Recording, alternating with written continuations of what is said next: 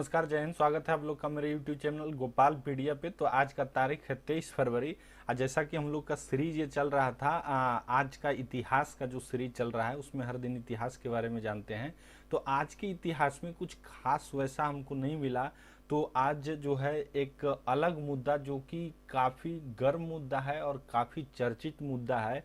ये नेशनल तो मुद्दा है ही है, भारत पे इसका भी असर है, इंटरनेशनल मुद्दा खास करके ये बना हुआ है। उसके अलावे जो है एक ऐसा बताया जा रहा है कि जो तृतीय विश्व युद्ध है उसका शुरुआत हो चुका है। एक चीज़ ध्यान रखिए, विश्व युद्ध जब होता है तो उसका जब शुरुआत होता है तो उसका पता नहीं चलता है। बाद में जब इतिहास में उसको पढ़ा जाता है तब बताया जाता है कि हाँ, इस पॉइंट से द्वितीय विश्व युद्ध का शुरुआत हुआ था, या तृतीय विश्व युद्ध का शुरुआत जैसे इसका इतिहास में लिखा जाएगा बाद में। जैसे आपको पता होगा, प्रथम विश्व युद्ध का, द्वितीय विश्व युद्ध का जब शुरुआत हुआ था, पोलैंड पे जर्मनी आक्रमण किया था, तो उस समय सारे यूरोपियन कंट्री सोए हुए थे और उनको लगा था ये क्या है, एक नॉमिनल है जिसमें कि जो है जर्मनी अपना जो हिस्सा है वो पोलैंड से ले लेगा। उस समय किसी को पता नहीं था कि द्वितीय विश्व युद्ध बन जाएगा, लेकिन धीरे धीरे धीरे जैसे उसका स्केल बढ़ता गया वो विश्व युद्ध का रूप ले लिया। तो इसी तरह से यूक्रेन कन्फ्लिक्ट ये है। यूक्रेन एक यूरोप के पश्चिम में और एशिया के पूर्व में स्थित एक देश है, एक छोटा सा देश है। उसी को लेकर के ये कन्फ्लिक्ट बना हुआ है। इसके बारे में देखेंगे कारण क्या है, कन्फ्लिक्ट का कारण क्या है। इसमें रूस, जितने जो ईस्टर्न कंट्री हैं या फिर जो साम्यवादी कंट्री जिनको कह सकते हैं, जैसे रूस हो, चीन हो और उत्तरी कोरिया हो, या फिर क्यूबा हो, या फिर इनसे जो प्रभावित जो देश हैं जैसे ईरान हो, उनका क्या ग्राउंड है, और वेस्टर्न कंट्री जितने पूंजीवादी देश हैं उनका क्या ग्राउंड है, उसके बारे में हम लोग चर्चा करेंगे। पहले पूरी डिटेल में चर्चा की जाएगी। पहले यूक्रेन का एक ओवरव्यू हम ले लेते हैं कि यूक्रेन में क्या वहाँ का जियोपॉलिटिकल सिचुएशन है। तो ये देखिए, यहाँ का जो जनसंख्या है मात्र 6 करोड़ 3 लाख यहाँ का जनसंख्या है। विश्व में इसका 44वां स्थान आता है जनसंख्या के मामले में। इसका जो एरिया है, एरिया तो इसका बड़ा है, लेकिन इसके एरिया का एक बड़ा हिस्सा जो है बर्फ जमा हुआ होता है, क्योंकि ये जो उत्तरी इलाका है, उत्तरी ध्रुव के पास है। जैसे रसिया भी के बारे में भी आप जानते हैं कि बहुत बड़ा है, लेकिन इसका जो हैबिटेबल एरिया है वो बहुत ही कम है, क्योंकि सारा इलाका जो है बर्फ से ढका हुआ रहता है। एक सेमी प्रेसिडेंशियल टाइप का यहाँ जो है रूल चलता है, अर्ध अध्यक्षीय गणतंत्र एक है। यहाँ के अभी जो वर्तमान में राष्ट्रपति हैं वो व्लादिमीर जेलेंस्की हैं, और यहाँ के प्रधानमंत्री जो हैं वो व्लादिमीर ग्रोयसमन हैं। तो अब देखते हैं कि रूस का सिचुएशन मैप में कहाँ है। तो आप यहाँ से देख सकते हैं इस मैप के माध्यम से, और इससे भी नहीं अगर समझ में आ रहा है तो आइए यहाँ देखते हैं, यहाँ से क्लियर होगा। ये देखिए, ये यूक्रेन हो गया आपका। यूक्रेन के पूर्व में ये देख रहे हैं, ये पूरा इलाका जो है ये रूस का, ये पूरा इलाका रूस का है। तो ये रूस का जो मैक्सिमम हैबिटेबल पोर्शन है वो इसी इलाका में, मॉस्को यहाँ की राजधानी है, और रूस का जो पूर्वी इलाका है वहीं ज़्यादातर जनसंख्या घनत्व है।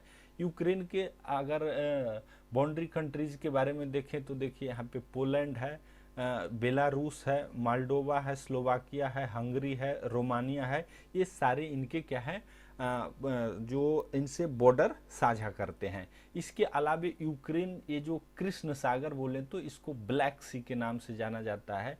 ब्लैक सी से यूक्रेन का बॉर्डर साझा होता है। और ये जो छोटा सा एरिया ये देख रहे हैं ब्लैक सी में, इसको कहा जाता है, इसका जो नाम है ये क्रीमिया है। इस क्रीमिया को रूस 2014 में ही इस पे अधिग्रहण कर चुका है, इसको अपने कब्जे में ले चुका है। तो ये क्रीमिया है, ये ब्लैक सी है। यहाँ पे देखिए भूमध्य सागर है, और यहाँ पे जिब्राल्टर जल संधि है, और ये इलाका जो देख रहे हैं ये अटलांटिक महासागर है। तो इस मैप के माध्यम से आप ये समझ सकते हैं कि क्यों इम्पोर्टेंट है यूक्रेन रूस के लिए। जैसे आप देखिए, ये अगर इसको थोड़ा और जूम करके देखें तो ये जो सी आपको दिख रहा है, इसको सी ऑफ अजोब के नाम से जानते हैं, अजोब का सागर के नाम से इसको जानते हैं। और अजोब का सागर और ये ब्लैक सी देख रहे हैं, यहाँ पे एक स्ट्रेट है जिसको स्ट्रेट ऑफ कर्च के नाम से जानते हैं। ये स्ट्रेट ऑफ कर्च के द्वारा ब्लैक सी यानी कृष्ण सागर और अजोब सी, ब्लैक सी और अजोब सी जुड़ा हुआ है किसके द्वारा? स्ट्रेट ऑफ कर्च के द्वारा। और यहाँ पे फिर आए तो ये ब्लैक सी हो गया, और ये जो छोटा सा सी देख रहे हैं इसका नाम है सी ऑफ मारमारा। ये जो तुर्की का, आपको पता है तुर्की का कुछ हिस्सा यूरोप में भी पड़ता है और कुछ हिस्सा, ज़्यादातर हिस्सा एशिया में पड़ता है। तो ये जो सी देख रहे हैं ये सी ऑफ मारमारा है। और ये ब्लैक सी और सी ऑफ मारमारा जो जुड़ा हुआ है ये स्ट्रेट ऑफ बोस्फोरस के द्वारा ये जुड़ा हुआ है। और स्ट्रेट ऑफ बोस्फोरस से जुड़ने के बाद ये सी ऑफ मारमारा, और इधर ये जो एरिया देख रहे हैं ये जहाँ पे रेड है ये एजिजियन सी के नाम से इसको जाना जाता है। और उसके बाद तो आ गया इधर मेडिटेरेनियन सी, भूमध्य सागर, और उसके बाद ये हुआ गया अटलांटिक महासागर। तो रूस का इसमें इसलिए रूस अड़ा हुआ है इसको अपने कब्जे में लेने के लिए, क्योंकि अगर ये यूक्रेन पूरा इसके कब्जे में आ जाता है तो रूस को एक रास्ता मिल जाएगा। रणनीतिक पॉइंट ऑफ व्यू से रूस के लिए बहुत ही महत्वपूर्ण हो जाएगा, क्योंकि रूस जो है इस सी ऑफ अजोब से होते हुए, ब्लैक सी होते हुए, सी ऑफ मारमारा होते हुए, और सी ऑफ मारमारा से एजिजियन सी, उसके बाद भूमध्य सागर, और भूमध्य सागर के बाद जिब्राल्टर होते हुए अटलांटिक महासागर में जा सकता है। यहाँ से व्यापार कर सकता है। व्यापार करने के अलावे जब जरूरत पड़े तो एक जो है स्ट्रेटेजिक पॉइंट, रणनीतिक पॉइंट ऑफ व्यू से इम्पोर्टेंट है, कभी भी अपनी सेना को डिप्लॉय कर सकता है। इसके अलावे जो कारण है वो ये भी है कि ये जो है ये एरिया ऐसा माना जाता है अभी पूरी तरह से एक्सप्लोर नहीं हो पाया है। ऐसा कहा जा रहा है कि इस एरिया में काफ़ी मात्रा में संसाधन है, पेट्रोलियम गैस है, पेट्रोल है, डीजल है। तो इस रूस का उस पे भी नज़र है, ये जो सी ऑफ अजोब और ब्लैक सी वाले एरिया में। तो इससे इतने आप एक इसका ज्योग्राफिकल लोकेशन समझ लिए। अब ये जो पोर्शन हम लोग देखे थे ये जिसका नाम क्रीमिया है, इसको तो ऑलरेडी 2014 में ले लिया है, अधिग्रहण कर लिया है रसिया ने। तो आगे इसका प्लान है क्या कि रूस चाहता है कि जो यूक्रेन का पूर्वी इलाका जिसका बॉर्डर रूस के साथ मिलता है, धीरे धीरे रूस जो है उसको अपने कब्जे में लेना चाहता है। यही रूस का प्लान है और इसी को लेकर के सारा विवाद है। देख लेते हैं यूक्रेन के इतिहास के बारे में, कहाँ से शुरू हुआ। तो जैसा कि हम लोग देख लिए पहले, बाउंड्री में कौन कौन मिलता है? पूर्व में रूस, उत्तर में बेलारूस, पोलैंड और स्लोवाकिया, पश्चिम में हंगरी, और दक्षिण पश्चिम में साउथ वेस्ट में रोमानिया और मोल्डोवा मिलता है, और साउथ में जो है काला सागर यानी ब्लैक सी और कृष्ण सागर के नाम से भी, और सी ऑफ अजोब है। ये तो देख लिए इसका जो है चारों तरफ किस तरह से ज्योग्राफी है।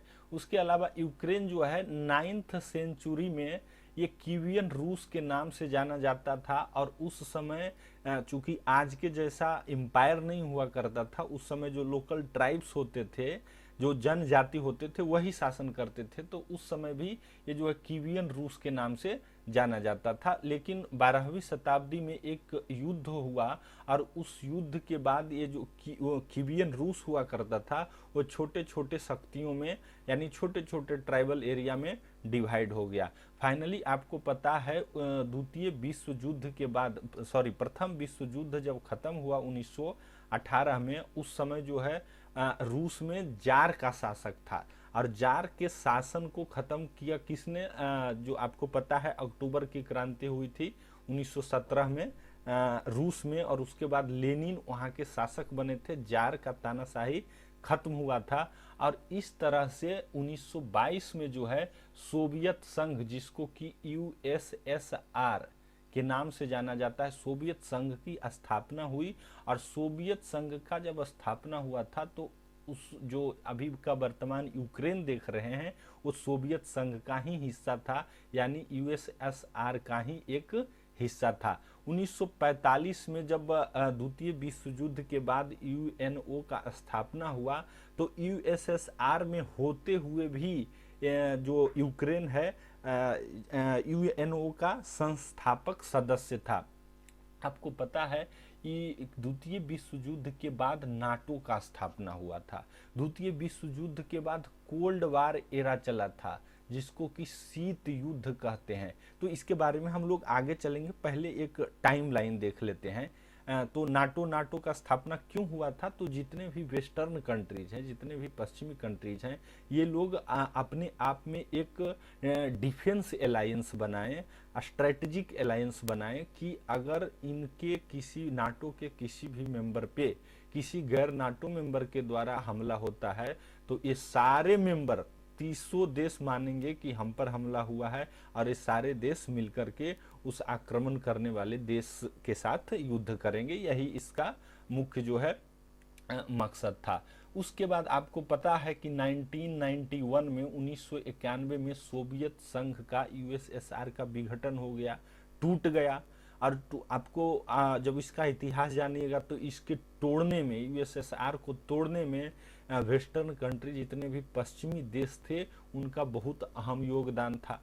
उसके बाद जब टूट गया यूएसएसआर में तो फॉर्मली ये टूटने के बाद जो यूक्रेन है स्वतंत्र हो गया। इसके बाद आपको पता होगा 15 देश बने थे यूएसएसआर के विघटन होने के बाद, 15 कंट्रीज बने थे, उसमें से एक यूक्रेन भी था। और यूक्रेन पे वेस्टर्न कंट्रीज का इन्फ्लुएंस इतना था कि टूटते ही 1991 में ही नाटो का मेंबर बन गया, पूरी तरह से नहीं तो फॉर्मल तौर पे ही जो है एक नाम मात्र का ही मेंबर बन गया। लेकिन धीरे धीरे इसका नाटो के साथ और रिश्ता जो है गहराते गया। 1994 में एक पीस प्रोग्राम साइन कर लिया नाटो के साथ। कौन? ये सब यूक्रेन का बात कर रहे हैं हम। उसके बाद 2014 में रूस आक्रमण कर दिया और क्रीमिया को अपने में मिला लिया। इसके बाद जो है यूक्रेन को और ज़्यादा डर लगने लगा, इसलिए यूक्रेन जो है नाटो के साथ मिल करके और पश्चिमी देशों के साथ मिल करके अपने आप को सुरक्षित करने के लिए और रूस से बचने के लिए जो है नाटो के साथ एक कॉम्प्रिहेंसिव असिस्टेंस पैकेज को साइन किया। कब? 2016 में। और उसके बाद 2019 में यूक्रेन का पार्लियामेंट ने एक जो है नाटो को स्ट्रेटेजिक फॉरेन पॉलिसी के रूप में स्वीकृत कर लिया। यानी अब जो है वहाँ का संसद यूक्रेन को एक रणनीतिक विदेशी नीति के तहत नाटो को एक हिस्सा मान लिया। इसके कारण से जो रसिया व्लादिमीर पुतिन जो वहाँ के प्रधानमंत्री राष्ट्रपति हैं भी, उनको बहुत चिढ़ हो गया। अब इसके बाद यही नहीं, इस पॉलिसी को, नाटो को फॉरेन पॉलिसी में लाने के लिए यूक्रेन की पार्लियामेंट ने एक अमेंडमेंट भी किया।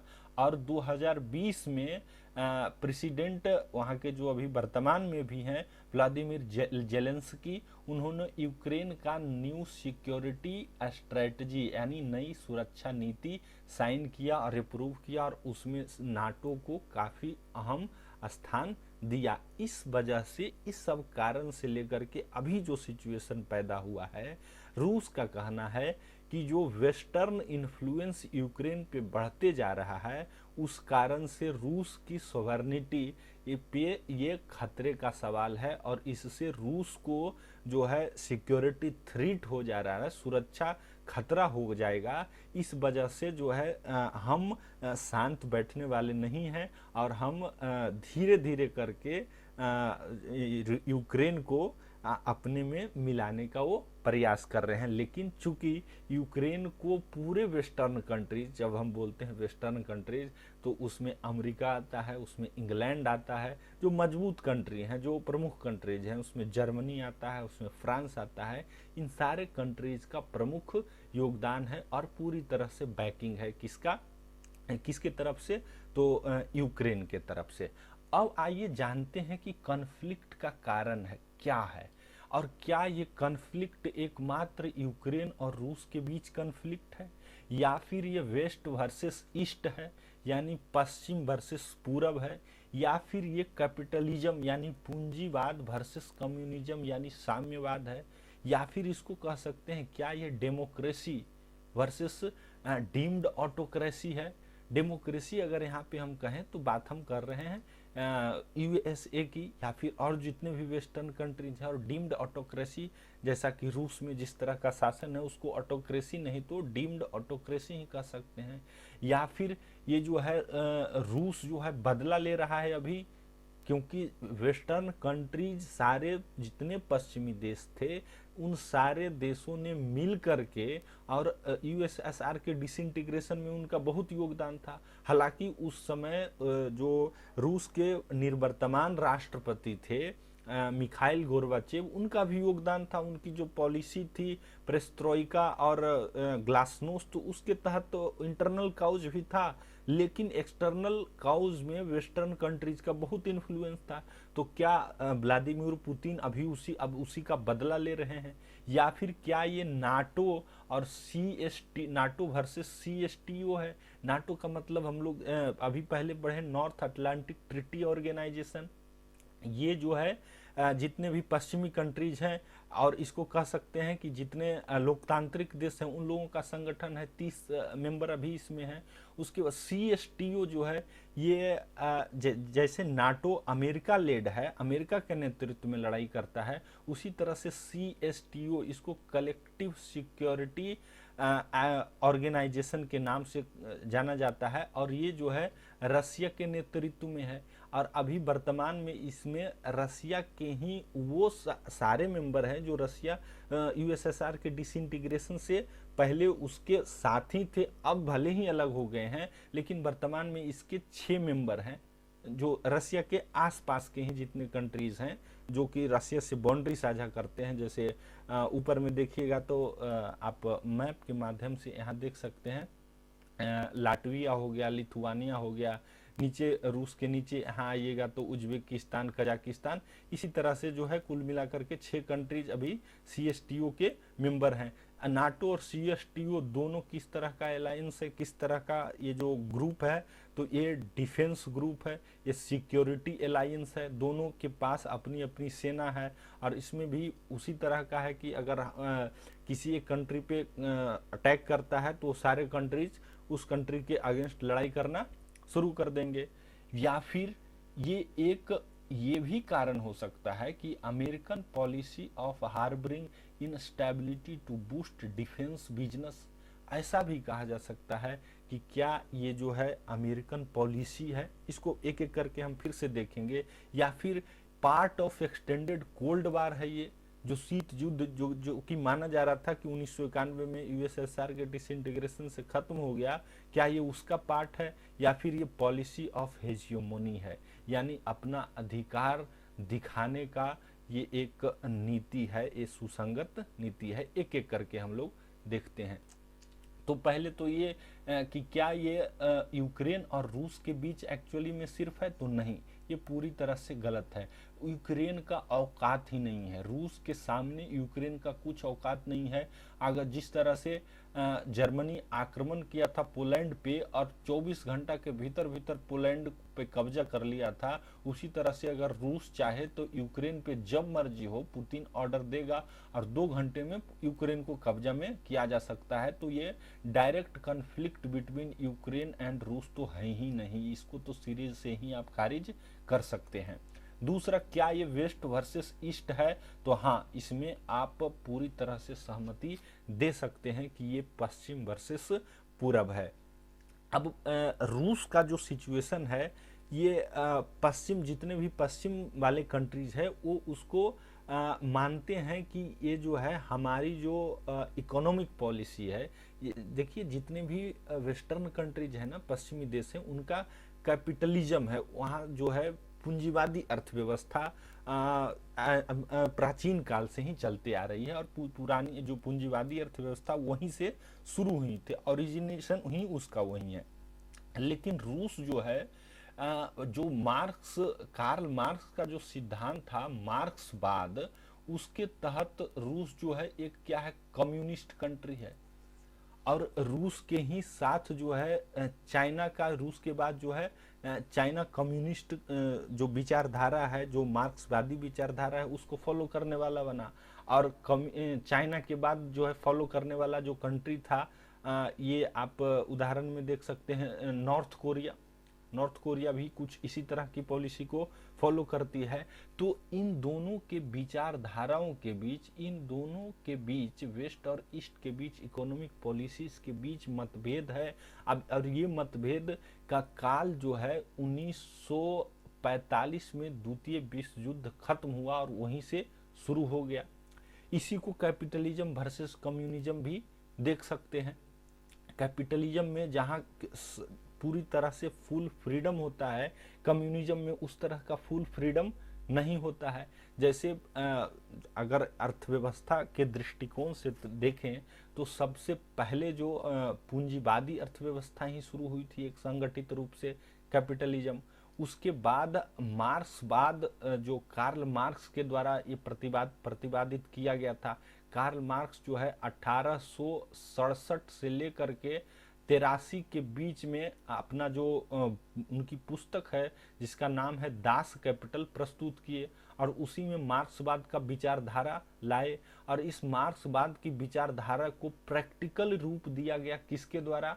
तो जो है रूस जब प्रथम विश्व युद्ध के बाद आज़ाद हुआ और उसके बाद लेनिन वहाँ के राष्ट्रपति बने, तो उसको जो है व्यवहारिक रूप प्रदान किया इसी मार्क्सवाद को, और पहला कंट्री बना जो कि साम्यवाद, मार्क्सवाद या कम्युनिज्म कह सकते हैं। इन सारों में थोड़ा थोड़ा सा डिफरेंस है, लेकिन ये जो अपना मौलिक स्रोत मानते हैं वो दास कैपिटल, कार्ल मार्क्स के दास कैपिटल को ही मानते हैं। तो लेनिन था जो कि मार्क्सवाद को सबसे पहले जमीन पे उतारा और रूस में लागू किया, और उसके बाद इसी मार्क्सवाद को फिर चीन और नॉर्थ कोरिया लागू किया। तो यहाँ जो है नॉर्थ, ये जो कम्युनिस्ट विचारधारा है, यहाँ लोगों को बहुत सारी आज़ादी नहीं दी जाती है, यहाँ लिमिटेड आज़ादी दी जाती है, उनको काम करने के लिए बाध्य किया जाता है। हाँ, लेकिन जो यहाँ पे ऑनरशिप ऑफ जो पूंजी है, जो पूंजी का स्वामी है, कोई एक नहीं हो सकता था। पूंजी का सामाजिक अधिकार होता था, मतलब अगर जमीन है तो किसी एक के नाम से नहीं होगा, जितने भी लोग हैं सारे लोगों में बराबर बराबर उस जमीन को बांट दिया जाएगा। यही था कम्युनिज्म। तो जितने भी वेस्टर्न कंट्रीज हैं हमेशा विरोध करते थे इस कम्युनिज्म का। भारत में जो है इसका मिश्रित रूप आपको दिखेगा, इसलिए भारत की अर्थव्यवस्था को भी मिश्रित अर्थव्यवस्था के नाम से भी जानते हैं। दूसरा, डेमोक्रेसी वर्सेस डीम्ड ऑटोक्रेसी देख लेते हैं क्या होता है। तो अमेरिका अपने आप को विश्व में जितने भी लोकतांत्रिक देश हैं उनका मुखिया मानता है। कहीं भी अगर किसी तरह का डिस्टरबेंस होता है, लोकतंत्र खतरे में आती है, तो वहाँ खुद चला जाता है अपने आप को डिफेंस, जो डेमोक्रेसी की रक्षा करने के लिए। और जो ये तो मानना ही पड़ेगा कि रूस, चीन, नॉर्थ कोरिया, इन सारे कंट्रीज में डेमोक्रेसी नहीं है। भले ही वो लोग बताते हैं, मीडिया में आता है कि वहाँ भी चुनाव होता है, लेकिन सारे चुनाव मैनेज्ड होते हैं। तो इस ग्राउंड पे तो आप कह सकते हैं कि जो है अमेरिका का काउज सराहनीय है और अमेरिका हमेशा ऐसा करता है। लेकिन मुश्किल अमेरिका का ये है कि वो कहीं भी न्याय नहीं दिला पाता है। जैसे देखिए अभी हांगकांग का मामला हो, हांगकांग में अंशतः या पूर्णतः कह सकते हैं वहाँ डेमोक्रेसी है, लेकिन चीन बार बार उस पर अधिकार जमाता है। तो यूएसए जो है हांगकांग को सिक्योरिटी भले ही पूरी तरह से नहीं, लेकिन कमोबेश प्रोवाइड करता है। उसी तरह से ताइवान का भी मामला है, ताइवान भी अपने आप को स्वतंत्र मानता है, लेकिन चीन जो है उस पर कब्जा जमाना चाहता है, लेकिन वहाँ पे फिर अमेरिका आकर के और ताइवान का रक्षा करता है। तो ये यहाँ पे आप जो है अमेरिका का सपोर्ट कर सकते हैं, और अमेरिका जो है यहाँ सराहनीय काम करता है। इस ग्राउंड पे भारत भी जो है अमेरिका का साथ देता है। आगे हम पढ़ेंगे भारत का इसमें जो है सिचुएशन क्या है, भारत का पोजीशन क्या है इस यूक्रेन कॉन्फ्लिक्ट को लेकर के। दूसरा है डीम्ड ऑटोक्रेसी। डीम्ड ऑटोक्रेसी का मतलब होता है वो लोग अपने आप को तानाशाह, हिटलर के जैसा, मुसोलिनी के जैसा तो नहीं डिक्लेयर कर चुके हैं। जैसे कि अभी का तानाशाह अगर प्रत्यक्ष रूप से देखें तो नॉर्थ कोरिया के जो रूलर हैं किम जोंग उन, वो तानाशाह है, लेकिन ये लोग व्लादिमीर पुतिन और शी जिनपिंग इनको डीम्ड ऑटोक्रेट बोल सकते हैं। क्योंकि इनके यहाँ किसी तरह का चुनाव नहीं होता है। चुनाव होता भी है तो एक ही पार्टी, भाई चुनाव है आप जाइए वोट दीजिए, दूसरा पार्टी ही नहीं है, दूसरा कैंडिडेट ही नहीं है, आपको कोई और अल्टरनेटिव ही नहीं है, आपको उन्हीं को चुनना ही है। तो ये सब ऑटोक्रेटिक टाइप के लोग हैं। व्लादिमीर पुतिन 2000 पहली बार 2000 में राष्ट्रपति बने थे और 2000 से 2008 तक राष्ट्रपति बने, और फिर से 2012 में राष्ट्रपति बने, और 2012 से ऐसा कहा जाता है कि इन्होंने संविधान में ही संशोधन कर दिया, बिना चुनाव नहीं होकर के जीवन पर्यंत जो है यही राष्ट्रपति बने रहेंगे। सेम कंडीशन आप शी जिनपिंग का भी देखिएगा। तो इसको डीम्ड ऑटोक्रेट ये सब है।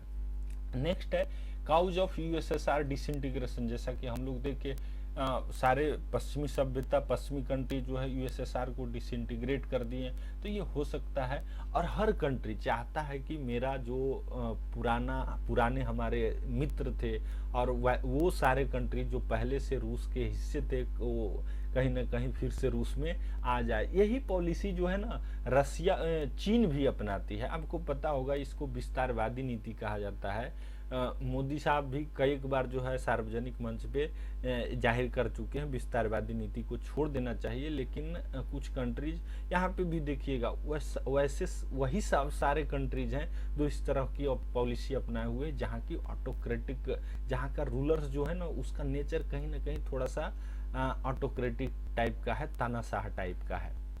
तो यहाँ पर भी व्लादिमीर पुतिन का वही हाल है। नाटो वर्सेस सीएसटीओ देख ही लिए। अभी जो है सबसे बड़ा ग्राउंड जो व्लादिमीर पुतिन दे रहा है वो नाटो के बारे में ही दे रहा है कि presence of NATO is a security threat for रसिया।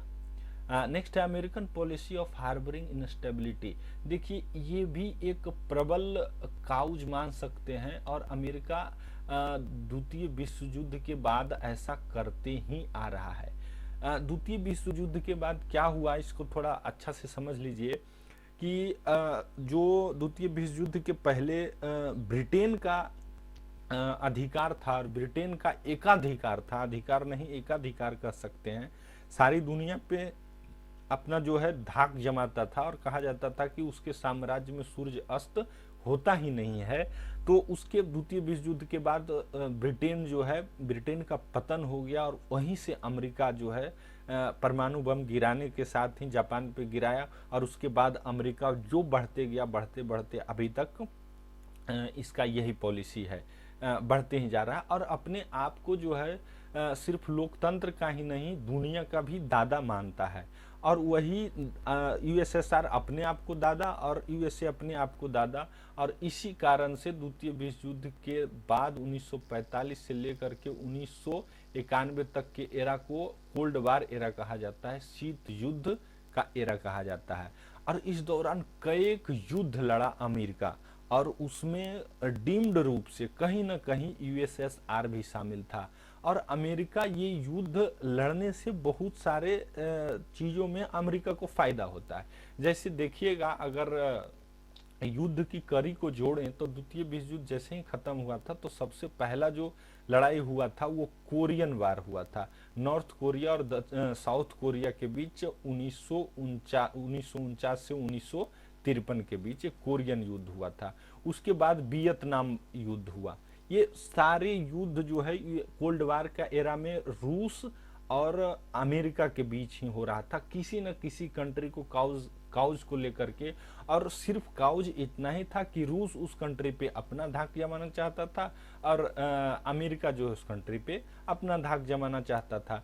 इसके बाद जो आता है अफगानिस्तान वार, जो अभी हाल ही में खत्म हुआ, इसको खत्म भी नहीं कर सकते हैं। अमेरिका यहाँ फिर से आकर के जो झुक गया अफगानिस्तान वार, वहाँ के लोग बर्बाद हो गए, तबाह हो गए, और उसके बाद फिर से वही तालिबान का वहाँ शासन हो गया। इसके बाद वियतनाम वार के बाद जो है गल्फ कंट्रीज में जितने भी युद्ध हुए वहाँ भी जो है अमेरिका का सक्रिय योगदान रहा। तो अमेरिका ये भी चाहता है कि कहीं ना कहीं इंस्टेबिलिटी बना रहे और स्थिरता रहे, ताकि उसका जो डिफेंस बिजनेस है, उनका जो नए नए इक्विपमेंट्स जो बना रहे हैं, चाहे वो फाइटर प्लेन हो, चाहे वो डिफेंस सिस्टम हो, जैसे उनका डिफेंस सिस्टम जो थर्ड है, अगर शांति हो जाएगा सब जगह तो उसका डिफेंस सिस्टम कौन खरीदेगा। अब वही आप सोचिए कि अब अगर भारत पाकिस्तान के बीच शांति रहता तो भारत को क्या जरूरत था राफेल खरीदने का, भारत को क्या जरूरत है रूस से अभी थर्ड जो है वहाँ का मिसाइल डिफेंस सिस्टम S-400 खरीदने का। ये क्यों खरीदा, क्योंकि अस्थिरता है, इसी कारण से खरीदता है। और ये स्थिरता जो कंट्रीज हैं वो बनाए रखना चाहते हैं। तो ये जो है ये बहुत इम्पोर्टेंट इस पॉइंट ऑफ व्यू से। तो अमेरिका को अभी कोई और युद्ध दिख नहीं रहा है, अफगानिस्तान का मामला जो है खत्म ही हो गया, इस कारण से वो चाह रहा है कि जो एक मुद्दा उठाया जाए और उसको फिर 10 साल 20 साल लेकर के घसीटा जाएगा। Part of extended cold war 1991 में तो माना गया कि द्वितीय जो है कोल्ड वार खत्म हो गया, लेकिन क्योंकि उस समय जो है रूस कमजोर हो गया था इसलिए तत्कालीन मान लिया गया कि खत्म हो गया। लेकिन जैसे ही फिर रूस जो है मजबूत थोड़ा सा हुआ और रूस ने अपना जो है फिर से अपना प्रभुत्व दिखाना शुरू किया, और वो हर समय बदला लेना चाहता है कि जो ये पश्चिमी देश के लोगों ने हमारे साथ किया, हम जो संगठित थे हमको विघटित कर दिया, तो उसका कहीं ना कहीं बदला लेने का मन हमेशा जो है रूस के अंदर रहता है। रूस का अगर इतिहास आप देखिएगा तो प्रथम विश्व युद्ध के बाद लेनिन वहाँ के राष्ट्रपति बने, लेनिन के नेतृत्व में वहाँ की सरकार बनी। लेनिन के बाद वहाँ के जो वहाँ का जो सत्ता आया, आपको पता हो जोसेफ स्टालिन के हाथों सत्ता आया। द्वितीय विश्व युद्ध में जोसेफ स्टालिन जो है 1924 से लेकर के 1953 तक रूस का नेतृत्व जोसेफ स्टालिन किए। और जोसेफ स्टालिन ये याद रखिए सारे जो है ऑटोक्रेटिक, जोसेफ स्टालिन विश्व के और इतिहास के क्रूरतम शासकों में से एक माना जाता है। जोसेफ स्टालिन के बाद निकिता क्रुश्चेव वहाँ के राष्ट्रपति बने, जो 1953 से 1964 तक राष्ट्रपति बने। निकिता क्रुश्चेव के बाद लियोनिड ब्रेजनेव वहाँ के राष्ट्रपति बने, और लियोनिड ब्रेजनेव के बाद जो प्रमुख राष्ट्रपति बने वो मिखाइल गोर्बाचेव बने। और मिखाइल गोर्बाचेव के बाद ही मिखाइल गोर्बाचेव के शासनकाल के दौरान ही रूस का डिसइंटीग्रेशन हो गया। और रूस के डिसइंटीग्रेशन के बाद पहले राष्ट्रपति जो बने थे वो बोरिस एल्त्सिन बने थे, और बोरिस एल्त्सिन 2000 ईस्वी तक प्रधानमंत्री राष्ट्रपति रहे। और 2000 के बाद 2008 तक व्लादिमीर पुतिन, 2008 से 2012 तक दिमित्री मेदवेदेव, और 2012 से वर्तमान तक जो है व्लादिमीर पुतिन वहाँ के शासक रहे हैं। तो वहाँ के जितने भी शासक थे वो कहीं ना कहीं जो है लोकतांत्रिक तो नहीं थे, इतना कह सकते हैं। ऑटोक्रेटिक हैं या नहीं, लेकिन वहाँ ऑटोक्रेटिक इसलिए कह सकते हैं कि वहाँ जो है अपोजिशन को वैल्यू नहीं दिया जाता है। जो कोई भी लीडर, अभी हाल ही में जो मामला आया था अलेक्सी नावल्नी का, जो कि रूस के सबसे बड़े अपोजिशन लीडर थे, ऐसा माना जाता है कि जो रूस की संस्था है, रूस की जो गुप्तचर विभाग KGB है, उसके द्वारा अलेक्सी नावल्नी को जहर दे दिया गया, और जिसके कारण से मरते मरते उनकी जो है जान बचाई गई। तो वहाँ अपोजिशन को पनपने नहीं दिया जाता है, चुनाव ठीक से नहीं कराया जाता है। तो लोकतंत्र तो नहीं है, वो एक तरह से उसको डिम्ड ऑटोक्रेटिक कह सकते हैं, डिम्ड तानाशाह ही कह सकते हैं। दूसरा हेजियोमोनी के बारे में हम लोग देखें ही, दोनों का दादागिरी चलता है। रूस हमेशा चाहता है किसी कंट्री पे कि वो उसका जो है मेरे इन्फ्लुएंस में आ जाए, अमेरिका चाहता है मेरे इन्फ्लुएंस में आ जाए। इस कारण से पूरा विश्व भी देखिएगा ना बटा हुआ है। कुछ जैसे आप उदाहरण ले लीजिए ईरान का अमेरिका के साथ 36 का आंकड़ा चलता है, तो ईरान का झुकाव रूस के तरफ हो जाता है। अभी जो है अमेरिका और चीन के बीच जो है लड़ाई हो गया है, तो चीन पूरी तरह से अभी सपोर्ट कर रहा है कि इसको, रसिया को सपोर्ट कर रहा है। इसी तरह से बहुत सारे, पाकिस्तान का देख लीजिए, पाकिस्तान अमेरिका एक समय बहुत अच्छा दोस्त हुआ करता था, लेकिन अभी पाकिस्तान और अमेरिका के बीच बड़ा ही तल्ख जो है आ गया है, ये जो है सिचुएशन हो गया है, खास करके डोनाल्ड ट्रंप के समय में। और इस वजह से क्या हुआ है कि पाकिस्तान जो है बहुत नज़दीक चीन के चला गया है, और पाकिस्तान अभी जो है रूस का समर्थन कर रहा है। तो ये भी इस तरह से जो है पूरा विश्व भी दो गुटों में कहीं ना कहीं बट गया है। अब यहाँ पे देखिए इंडिया का स्टैंड क्या है इस कन्फ्लिक्ट में। तो इंडिया का कन्फ्लिक्ट सिचुएशन ये है, इंडिया को ना तो उगलते बनता है ना निगलते बनता है। अगर रूस को समर्थन दे तो इंडिया का इसलिए आलोचना होगा कि आप कैसे एक लोकतांत्रिक देश हो करके और एक तानाशाही जो देश है, तानाशाह का रवैया अपनाए हुए देश है, उसको आप कैसे समर्थन दे सकते हैं। आप उस चीज को कैसे समर्थन दे सकते हैं कि कोई देश किसी और कंट्री जो कि स्वतंत्र है उसके हिस्से को अपने में मिला रहे, जबरदस्ती जो है अपने हिस्से में मिला रहा है, उसको आप कैसे दे सकते हैं। और अगर भारत जो है रूस का समर्थन नहीं दे करके पश्चिमी देशों का समर्थन करता है तो इससे रूस नाराज हो जाएगा। जबकि भारत और रूस जो है एक रणनीतिक साझेदार रहा है बहुत लंबे समय से, खास करके भारत पाकिस्तान युद्ध जो 1971 में हुआ था उसी समय से हुआ था। भारत का ऐसा कहा जाता है, भारत पाकिस्तान 1971 का जो युद्ध हुआ था उसमें रूस के कारण ही अमेरिका उस युद्ध में नहीं आया और भारत सक्सेसफुली बांग्लादेश को आज़ाद करा पाया। तो ये भारत के सामने परिस्थिति है, विषम परिस्थिति है। फॉरेन पॉलिसी यहीं पे काम देखा जाता है कि आप किस तरह से इसको मैनेज करते हैं। तो अभी हाल ही में जब यूनाइटेड नेशन सिक्योरिटी काउंसिल में चुनाव हुआ था, ये बैठक हुई थी और उस बैठक में वोटिंग हो रहा था, तो भारत ने साइलेंटली क्या किया कि इस वोटिंग से अपने आप को अलग कर लिया कि ना तो रूस नाराज हो जाए और ना ही अमेरिका नाराज हो जाए। तो इस तरह से ये है सिचुएशन भारत का। अभी हाल ही में क्या किया, यहाँ पे एक चीज़ आपको बताना भूल गए थे। इस एरिया में 20 फरवरी को ये दोनतेस्क, ये वाला पोर्शन जो देख रहे हैं, और दोनतेस्क और ये लोनटास्क इसका ये नाम है। नाम यहाँ पे आप देख लीजिए, यहाँ पे हमने लिखा है नाम डोनतेस्क और लुसांक। ये दो एरिया को रूस ने क्या किया है कि अपने पार्लियामेंट में एक बिल पास करा करके और इस दो पोर्शन को आज़ाद घोषित कर दिया है और इसको स्वतंत्र घोषित कर दिया है। और अपनी सेना को पुतिन साहब आदेश दे दिए हैं कि आप जो है इस एरिया में आ जाइए क्योंकि ये आज़ाद है। और यहाँ पीस कीपिंग फोर्स के नाम पर रूस अपना सेना इस दोनों एरिया में भेज रहा है और इसको माना जा रहा है कि ये डीम्ड आक्रमण है। और प्रैक्टिकली भी अगर समझे तो ये डीम्ड आक्रमण ही है, क्योंकि ये बहाना, इस तरह का जो कदम उठाना होता है एक बहाना होता है, क्योंकि डायरेक्ट आप अटैक नहीं कर सकते हैं। डायरेक्ट अगर अटैक कीजिएगा तो सारा जिम्मेवारी युद्ध का आपको उठाना पड़ेगा। इसलिए उसको अवॉइड करने के लिए, उस परिस्थिति को अवॉइड करने के लिए इस तरह का हथकंडा अपनाया जाता है। अब देखिए, आप इसको थोड़ा सा तुलना करके देख सकते हैं भारत के रिस्पेक्ट में कि भारत का नीचे श्रीलंका वाला पोर्शन देख लीजिए आप। एक समय था जब बहुत विवाद हो गया था भारत और श्रीलंका के बीच।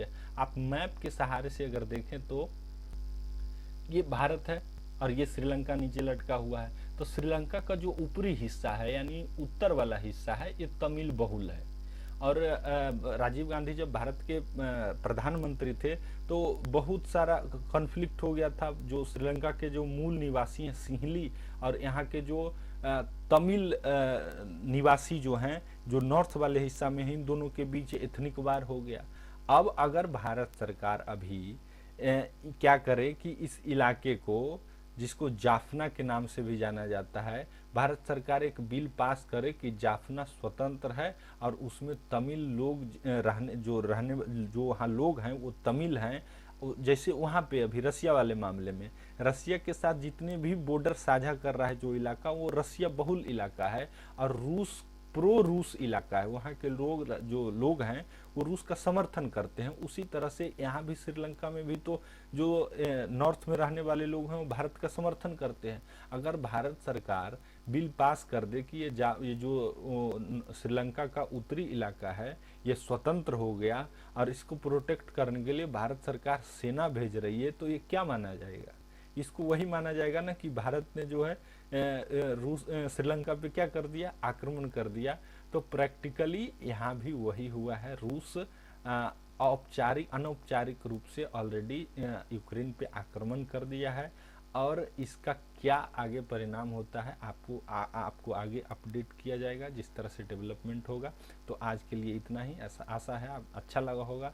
अच्छा लगा हो तो वीडियो को लाइक कीजिए, सब्सक्राइब कीजिए, अपने दोस्तों को भी शेयर कीजिए। Thank you very much.